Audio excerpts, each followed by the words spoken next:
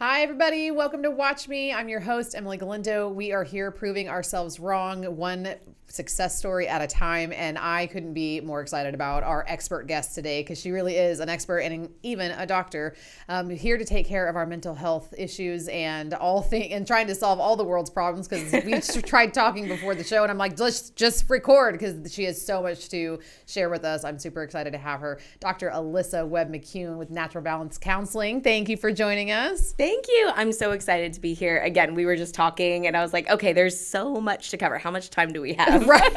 We might have to have you on more than once because works for me. I just need everybody to know that we just covered in the 10 minutes that we sat down, poly relationships, religion, cults, Sex. Networking, yep, dating, yep, in like 10 minutes. Yep. So buckle in. This is going to go. Be a great show. I do have one question for you. That's the only question I prepare everybody for, which is if you can make an impact on one person and deliver a message directly to them, what is that message you want them to know? I love the question, and it didn't take me long to think of what I wanted to say, and that would be that things can get better and that you have the power to make things get better. And that is so powerful. And that the difference of can and will, I think, is big. Action's very important to me. And so that radical acceptance of responsibility is huge. Yeah. Yeah. I think the words that you use, I say this all the time to a friend of mine, like words matter. Yes. Like things can get better. Mm-hmm. Doesn't mean they will because you have to put the action behind it. Yes. to make them get better. Yeah. Which I had said to you before we started that I'm like realizing that I'm trying desperately to research and find an answer to something. My question is, do things have to get bad for them to get better? So I'm going to give your therapist response. Yeah. It depends on the definition of bad because bad looks different for every single person. And so there has to be a reason for people to move forward. People typically psychologically respond better to pain than they do to a positive reinforcement. People run from pain quicker than they'll go towards something better. And so I think that's the most common thing we see. Mm-hmm. Is it necessary? No, but you need something that's going to drive you forward. The argument could also be made if there's something better, then the current situation could be bad. It depends on how you frame it. It's the level of life, what you're willing to accept in life. Right. And that seems to be like ultimately the answer that I've gotten from almost everybody is typically yes. Like in the program, we say when you're sick and tired of being sick and tired, right? That's when you make a change. And having been on this healing journey and all of the things, like I know that on the other side is peace and joy and gratitude and like light, everything, all the things, right? All of the positive things. And I just, why did it have to get so bad for us to get on that path to find that? Why couldn't you have just gone like it was bad 3 years ago, but it had to go nuclear before anything really changed. So my mission is like, I'm trying to urge people like that it doesn't have to get nuclear in your life before you can make a difference. Right. Absolutely. But it doesn't seem to be working out that way. Statistics are showing me that it has to get nuclear for most people. Yes, for most people. And that's really sad. Yeah. All right, so let's start with the beginning. You are a doctor, a psychotherapist. Yes. Is that the proper title? Yes. So my license is licensed professional counselor, and I have my doctorate in professional counseling with a focus in sex and sexuality. Okay. And how did we get on that journey? You've been doing this for 13 years, you said? No, I've been counseling for almost 10 years. I've owned my practice for almost 4. Okay. Yeah. And what brought you to this area of expertise? Yeah.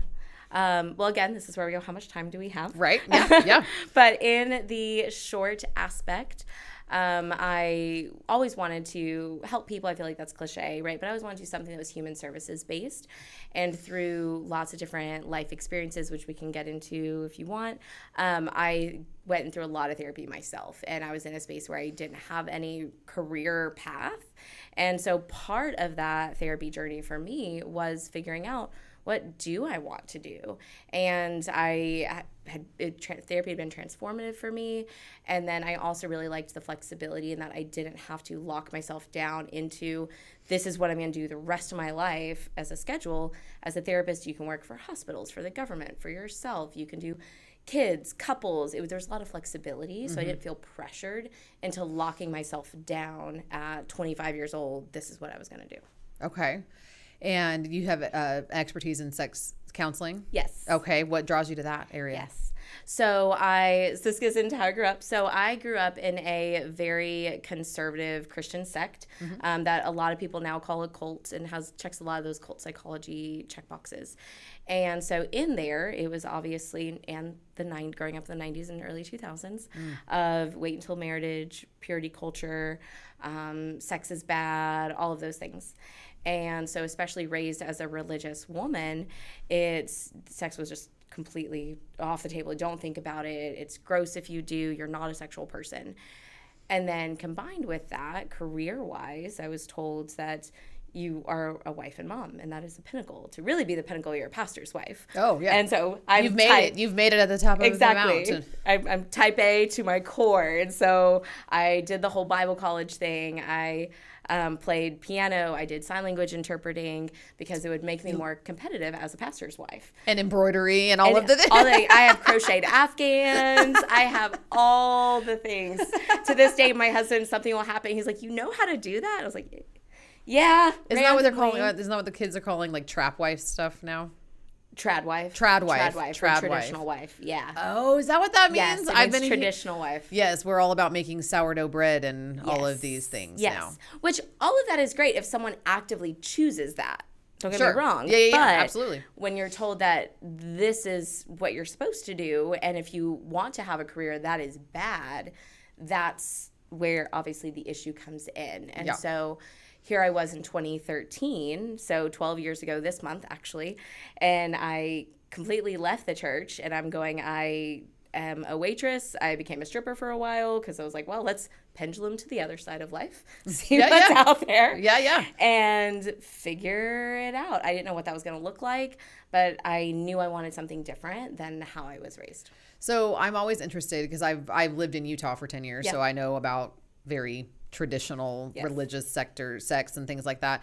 And I'm always fascinated, and I follow, like, what are they called? The Mormon expats. And like I follow some of those on the TikTok and whatever. And I have a very good friend who left as well. Like, that moment. Is there a moment when you go, this is some bullshit? Or is it like a lot of moments that you add up that you start questioning, going, wait a minute, what? Yeah. Like, and what does it take to do that? It was a combination of things. Looking back, kind of doing my own history, I could see the fracturing start to happen around 17, 18. That's when I started going to community college because I never technically graduated high school. My mom just printed out something on the computer and said, let's see if we can get you into college. Because you were homeschooled, I'm assuming? I was homeschooled. So when I tested into college, I was at college level reading and then middle grade math, like middle school math. Yeah. And so I'm sitting here at 16, 17, and I could never do algebra, 5th grade math, 5th grade science, all of that. And so tested really hard, got in, and that was the first time my world was kind of opened to ways of other people being. But what started to break it was I was very black and white as a kid. That's how most kids are. And we were told if you do ABC, then XYZ will happen. This is the promise. This is the guarantee. And then I started to see XYZ happen, like happy relationships and successful careers and all these things for people who didn't do ABC. And then I got older, and I now had peers and was seeing more adults do ABC, everything right, as we were told. Don't have sex until marriage, you do courtship, you know, wife and mom, all this stuff. And then none of what we were promised was happening. And so that's what started to fracture in my brain of, well, if they're wrong about this, and this was a guarantee, what else is wrong? And then the big moment for me was in 2013 when my pastor was taken off the pulpit and arrested for sex with a minor. Oh. Yeah. He was... while he was married to his wonderful trad wife. Yes. First Baptist Church of Hammond, Jack Scott. He was arrested. I was there when he was pulled off the platform. In the middle of a sermon? It was right before, it was during the youth program. Mm-hmm. And it was right before he was about ready to get started. And we saw someone escort him off, and we're like, what? I don't know what happened. And he was currently being arrested. And that just fractured any little bit where I was like, I don't know what I'm going to do. I don't know what's going to look like, but it's sure ain't this. Right. Yeah. And so does that look like just literally walking out the doors and telling your parents I'm out of here and going out, like, or did you divorce your family? What, I mean, I don't know. So I started dancing because I needed money. And because you did leave home, or had you already left home because you were in college? I had already left. I was in Bible college, so seminary. So I was already there, so I'd already left. And so we still had a cordial relationship at the time because I was still in Bible college and did all that. Met my husband, and we moved down here to Texas. Hold on, I'm sorry. Yeah. You were a stripper while at Bible college? Yes. That's so awesome. Yes. Yes. It was fun. I think that's amazing. But I think that also shows like the balance in my brain. Like I didn't know what I wanted. And so my brain, I don't know what I want, so I'm going to do everything and see what happens. That's fascinating. And by the way, I am picturing you in like some sort of like slutty nun outfit on stage or something like that, right? Khalif's over here. Our producer's like over going like, absolutely. This is what's happening in my brain, your brain. Yeah, why not? Is that what you were doing? Those kind of costumes? No. Okay, I just had to know. So, okay, and then you met your husband. Yes. And I love this story. Yeah, so we actually met in the strip club. He is my white picket fence, blue-eyed, blonde hair farm boy who has a very normal family. And they would do Sunday afternoon card games and just great. And then I came in and threw his world upside down and made it. I always say, you know, if you didn't have me, your life would be a lot more boring. Right. And so I just make it interesting. But so we met and it was like, I've never done a summer fling. Let's see what this turns out. Obviously, I suck at summer flings. Yeah. That was 12 years ago. I was going to say, there's an end date to that, by the way. Right. It's typically when the summer's over. Right. Like, this has been fun. Right. And yeah, I didn't know how to do that. And so we both came down here to Texas. And where was all of this happening? In Indiana. Oh, okay. Yeah, Northwest Indiana, so right outside Chicago. That's where he grew up. But he was ready to move and make a change too. He had grown up there his whole life, was wanting to kind of see something different. The just financial area up there isn't that great. Right. And so he just needed something different for his career. Why Houston? I have extended family down here. Okay. So I moved in with my grandmother for a few months, and she was fantastic. She was great. She was super supportive. She was never incredibly religious, and so she was fascinating. Met me exactly where I was at and supported me and my husband, and the rest is history. That's fascinating to me that I'm assuming both your parents were in this cult, or was it just your mom? Mainly my mom. My dad was always kind of half in, half out. Just kind of whatever made mom whatever happy. You want, baby. Yeah, exactly. And this grandmother, was that his mother or your mom? My mom's mother. Really? Yeah. That's fascinating to me. All right. And so we moved down here, and he got a job. I got a job just waitressing and dancing because that's what I knew how to do. Did you work here? I did. What club? I worked at Splendor of 249 for a while, and then I would work private events. Okay. Especially when I started in grad school, and I would work a lot of private events just to help a little bit with the protection. But then the dancing industry is so different here versus Indiana because there's so much more sex trafficking. Yeah. It became a lot higher risk. Yeah. I felt a lot safer in the clubs in Indiana. Down here, they were not safe. And so once we started to get at a risk level, especially as I was advancing in my career, I was about to start seeing clients clinically, and I just knew I had to kind of close that chapter in my life. Yeah, yeah. And I've also heard just since I guess a couple of years ago in Trump's first term, they put a cap on how much spending is allowed to be done on the marketing line for oil and gas and medical and all of that, and it apparently has negatively impacted the dancing industry. Yes. So no more whining and dining at the club these days. I was out before then, but yes, it impacts everything. It's an integral part of a lot of communities. Yeah, absolutely. Okay, so then I did not realize that. I did not realize that you were dancing all the way up until until you became a clinician. Yeah, so I was in grad school, and it was right when I was about to start my clinical hours in grad school. So that was 2016. And so that's my stop. So it was really only 2.5, 3 years that I was dancing. But it was enough that I saw obviously a lot of the industry, and it was a period of my life where I don't recommend it for people because it's very dangerous and risky. It's definitely someone that I was able to pull a lot of positive experiences from, and part of that I think was how I approached it as well. I had a mentor that actually worked with me for a few months before I started dancing. She was a veteran dancer. She taught me safety tricks. She taught me things to say, not say, how to protect myself. And so that's where now if I ever talk to young women, there's like, I just want to do it. I was like, let's have a conversation. Yeah. Let's know what you're getting into, what the legal risks are. What does this look like? Is this actually what you want? What are long-term consequences? I still sometimes get lashback when people find out I used to dance. And it's something that I had to accept years ago. I still accept now. Not everyone has that privilege where they can deal with those flashbacks. What is, dispel a myth for everybody about dancing? About, I would assume it's what people think about dancers. Right. A lot of people think that dancers, that they're all on drugs. They have nothing left, right? That they're all divorced or out of abusive relationships or whatever it is. And for me, yes, I was in a bad situation and it helped me get out of it, but it really was a functional tool. And I think this speaks to the business owner brain, even at that time, I had my operating cost. I knew how much I needed to make per hour to make it worth it for me. I had my percentage that I was saving for taxes. Like I had everything set up and operated it like a business. I would walk around on day shift with my psychology textbook because I was that person wandering around. I had my regulars, I had my lines that I would and wouldn't do. And so a lot of people use it as a functional tool to get to the next step of where they want to be. You are the actual, I'm putting myself through college. Literally, yes. Although I just told you that I was at the club the other day for fun. And I applaud you and I think this is amazing. I don't think that's the general sense of the women that are there. No, and there are a lot of high percentage of people of all the assumptions that I described earlier. Right. I think the key part here is not making the assumptions and not putting everyone with one broad stroke. Of course. And recognizing even if people are in this situation where maybe they are dealing with addiction or coming out of abusive relationships, that it doesn't mean that they're going to be stuck there forever and that it is a functional tool that can be used in a positive way. I actually said that to one of the girls the other day. I was like, you don't understand that. We were talking about witchcraft and all this stuff. And I'm like, you are. And she's like, what do you mean I am? And I'm like, what you do is literally alchemy. Yes.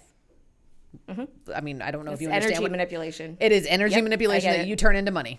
Like we're on the same page. Like I'm like, this is absolutely what you do. And she was just like mystified by me even saying that. And I'm like, women have been doing this since the beginning of time, and absolutely, and it's our survival mechanism. Absolutely, and in the industry, it's well known that you need to have an exit plan. Because if you don't have an exit plan, you'll never leave. And you can't do it forever. Exactly. And so even at that, I knew the exit plan was I wanted to get out when I was able to support myself in another way that I wanted long term. Right. Right. And I didn't want to go to just another temporary job, like just to waitressing and restaurant hop or anything like that. And so I fulfilled that and then I was done. Right. And so it served a purpose. Right. Absolutely. And you had said, I mean, I made the comment earlier about your husband and the dollar, like that, I think is most dancers' exit strategy. Is to find a man in the club that will save them ultimately. Yes. And that's not an exit strategy. No, because it wasn't he came in and was like, I have all this money, I'm going to save you. It's we are both still trying to figure out. We are super young and let's figure this out together. I love that. Yeah. And so you guys have a interesting relationship, or not interesting, I would call it a non-traditional. Yes. Right. And I wanted to talk to you. We started talking about like, I'm just at this place in my life. You know, I fell in love. It was supposed to be the white picket fence and all of the things, and was head over heels in love with somebody that I thought was it. And then that all got destroyed for whatever reason. And now I'm like, and statistics show that most people aren't buying this shit anymore. Nope. Like this whole monogamous, till death do us part. Right. Quality or quantity of years over quality of marriage seem to be like, we are all as a collective at a 50% divorce rate throwing that shit out the window. Yep. And so I'm in this deconstruction phase of like, what can life be like? And it's kind of overwhelming because you literally can make up the rules. You can do whatever you want. You can do whatever you want. Literally, like, this is crazy. Yes. This is crazy. And so Courtney, who's been on the show, I've talked to her about it, and I'm like, and she's doing the same thing. And that is a very overwhelming question. What do you want? Yeah, it is. And it's a constant battle of societal programming, familial expectations. Yes. And then you're like, so what, out of all of those things, what is it that I want? and I don't know what the answer Yes. is. Help me. Yeah. No, I relate to that so hard. And like brief little psychology, I think that's actually why a lot of people get into really strict religion, because they never have to ask that question. Yeah, fair. You never have to make a decision because the decisions are made for you. Yeah, it's written right here. Follow this rule. Exactly. Right. And so when I left and was going through my own therapeutic process and trying to figure out like, okay, well, all of this didn't work and believe, what do I, with everything literally, it wasn't like a careful deconstruction. It was like shattering everywhere.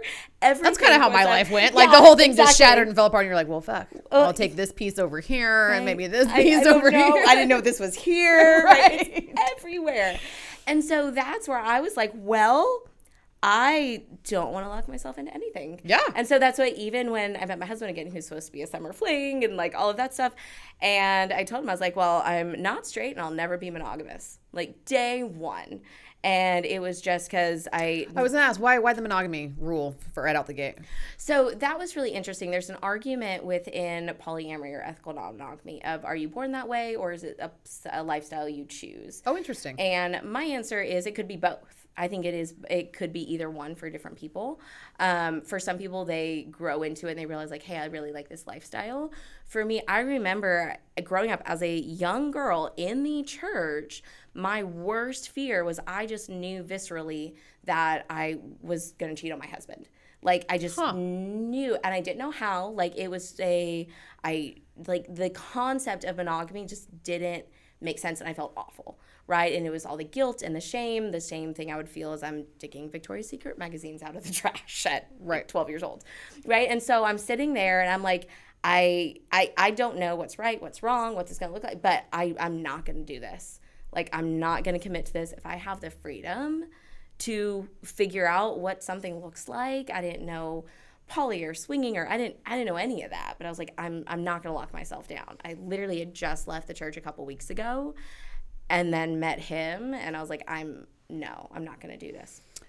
For the question, the question about born or is there science to support that we are actually a monogamous species?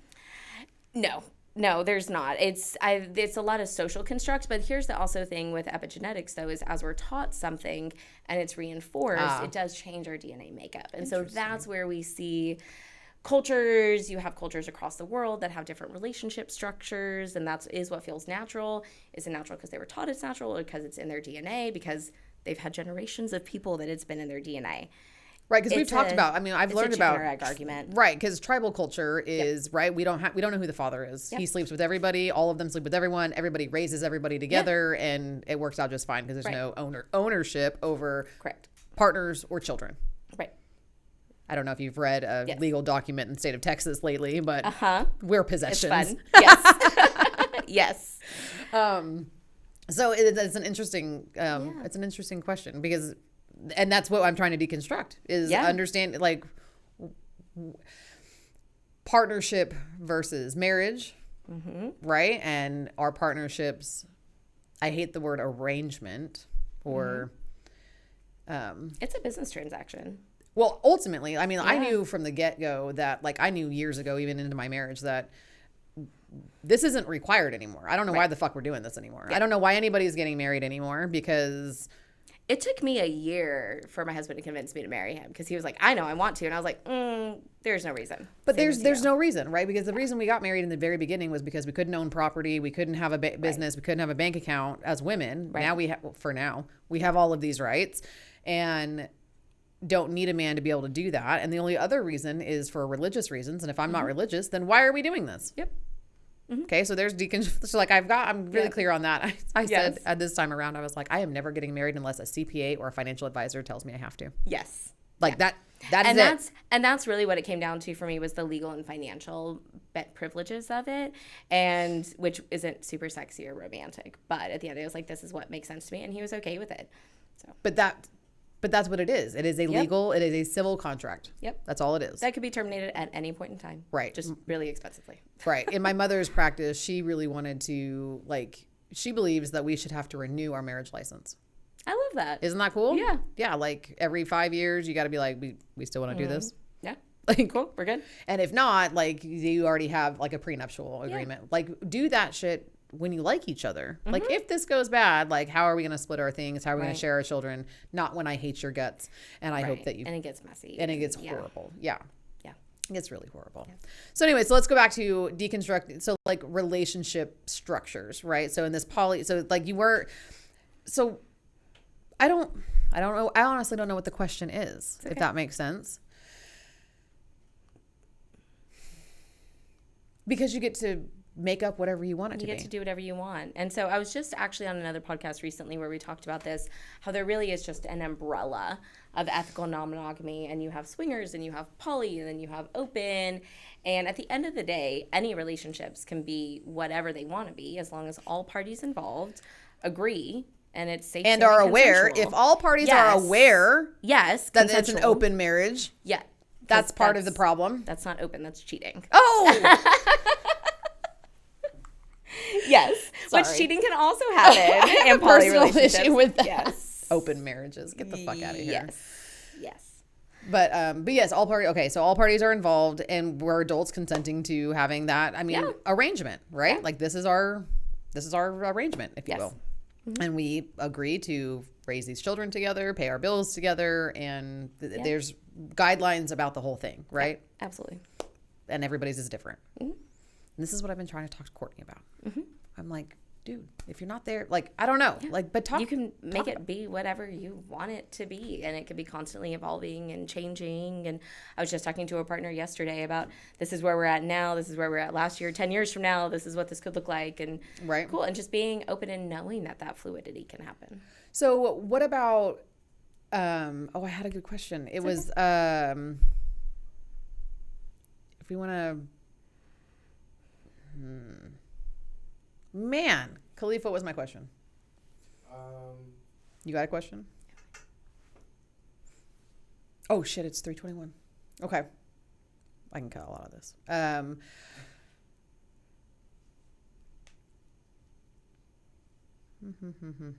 Oh well. What was your question? I mean, It was about Holly. It was about what was her relationship? As far as We could do it how it impacts business, calculated risk. Oh, it was open about, creativity. okay, here's my question.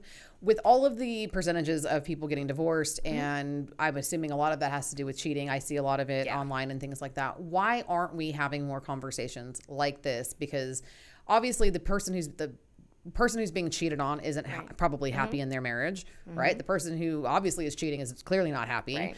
Why aren't we able to, is it the society, like why aren't we able to just go, you know what, this isn't working, and I would like to continue to keep our family intact and also do this. Right. I think it comes down to a lot of people aren't taught to be self-aware and to have the emotional regulation to have tough conversations. No. We're taught to have tough conversations in business, but not in personal life, because they're like, oh, it can skate by. Which you can skate by for a really long time, but it doesn't mean that the issues aren't building. So skating by is just barely in the day-to-day. And if people were more open in having conversations earlier on, and this is something I recommend to all my couples, is once a quarter, because business brain, once a quarter you sit down, hey, how are we doing? How are we doing emotionally? How are we doing sexually, financially? I heard of this, like time-wise? quarterly relationship reviews. Yes, absolutely. And it's something that I recommend to all of my clients to do, especially as they're terminating. And it's just good. My husband and I do it. My partners and I do it. How are we doing? So then you can make some early adjustments. But then also, if you hear negative feedback of hey, you're not supporting me in the way I want, or we feel distant, it doesn't have to be so scary. That's really good information. Thank you. I had no idea. Let's fix it. Yeah. Right? Or if there's ideas of, well, I'm curious about trying this. Let's talk about it, right? Doesn't mean you have to do it, but it means we have to have a conversation about it. And I think a lot of the reason people avoid open relationships until it's maybe a bad idea is because it takes a lot of conversations. There's been a lot, and hours and hours and hours and hours of conversations that my husband and I've had, my partners and I've had of like, okay, this is really tough. I'm having feelings about it. What does this look like? What does this mean for you? What do we want to do with this? And sometimes it is having to sit and being super uncomfortable, not losing your mind on them, not yelling at them, not allowing them to yell at you, and being able to have that mutual trust. And a lot of people just don't have that ability. I was just going to say, I'm like, you're talking about some very healed, very, Yes. very self-aware people to be able to do what you just described. Yes, And there are exactly. not enough of those people in the world, which is why you are a therapist. Yes. And I love helping people get there. I was just talking to a couple yesterday. They were coming to me after infidelity and pornography addiction. And again, anything, if it's outside of the boundaries of the relationship, could be cheating. So yes, I know I'm sitting here as a poly former stripper, sex work positive person, but if I have a couple coming in and he watched pornography twice, but it was outside of the bounds of their relationship, I'm going to take that just as seriously as I do someone going out and sleeping with 10 or 20 people. Again, is outside the bounds of their relationship. And so I was having that conversation yesterday with them and talking about how it's healing from this isn't about just trusting the other person not to look at porn again. It's trusting each other to be emotionally regulated during times of stress. Right, because that was the outlet. The porn was the outlet. Exactly. And so that's where we move the focus to, which in open relationships, you have to do that just all the time. Oh, yeah, I'm sure. I know we are about to on our time, but I do want to talk about your practice and what do you, here in the Houston, obviously you focus on sex and couples therapy, but you have a full practice of multiple providers that can do multiple things, right? So what else do you guys provide? So our practice, Natural Balance Counseling, we really focus on our type A and our high performers. The reason for that is when I was looking around at the market, there was no private group practice that was focused on just adults and just adults in a solution focused way, which blew my mind because that's the majority of the population here, right? And so our entire practice, we work with 18 and above from an action oriented approach where every single session you leave with practical tools to make a real difference immediately. We do work on background and childhood stuff and all the things, but we are always focused on we work on this so that you can have a better future. So anyone can call in, you can go to our website, reach out, schedule a free consult. In there, they get matched with a counselor that's the best fit because a lot of times it's so hard to try to figure out who am I going to be a good fit. Yeah. We do all that work for you between scheduling, personality even, specialties, all of that. Match them, and then you get started. And so we have practices in the Woodlands and now downtown Houston as well, and then we can see anyone throughout the state of Texas. And I can't even enough to be like, please go get mental help, everybody. And I don't care, trauma with a little t, trauma with a big T, all of it, because we don't really realize until you start to unpack some of it. You're like, oh, that's right. It's constant. It's a constant, beautiful thing that is so freeing. People go throughout life and they do skate by, right? And they technically do they need therapy to survive? A lot of people don't. But how many years of quality life do you lose by not getting just a few months of therapy early on? It can significantly improve the rest of your life, and there's no reason why not. Right. There's plenty. Some people, there are some obstacles and stuff. But at least being open to it. And not being able to, but it just, as we talked about, going through this work of any kind and to evolve, the life just gets better and it feels better and quality of life goes up and all of the things. And so I want to urge, her contact information will be in the show notes for you. You will obviously need to come back because we could do this for another hour and a half. Would love that. Please come back. You guys take everything she just said and just kind of open yourselves up. Be open to deconstructing what you have been taught because it's not everything. There's so much out there to explore, and we are having a really great time doing that. So have a great week. We will see you next time. Thanks for watching me. Thanks so much.